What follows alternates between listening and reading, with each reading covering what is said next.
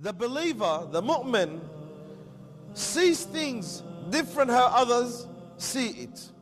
It's because this believer frees himself from the slavery of everything and everyone except Allah subhanahu wa ta'ala. So he's the true slave to Allah, that worships Allah, only Allah, resorts to Allah, relies on Allah, and turns to Allah, believes in Allah, and at the end of the day, the only Lord that he believes in is Allah subhanahu wa ta'ala. That's why he surrenders all matters to Allah Azza wa Jal.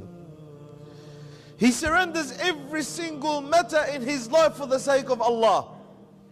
He frees himself from the slavery of everything in this world. And when I talk about the slavery here, I'm not addressing you saying that you're a slave or we are slaves to a Lord beside Allah Azza wa Jal. No. Alhamdulillah, we all believe in Allah and we all worship Allah. We don't believe in a Lord beside Allah. But are we as slaves to someone beside Allah in the sense that sometimes we might favor things over Allah? I'm sorry to say yes.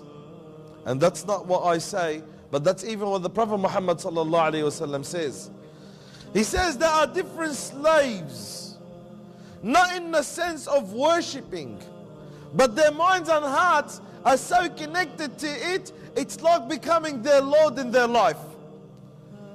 And the Prophet ﷺ describes the slave of the dollar, the dinar and the dirham, and the slave of the dunya, and the slave of the disobedience. And that's why you find some people are so attached to the message,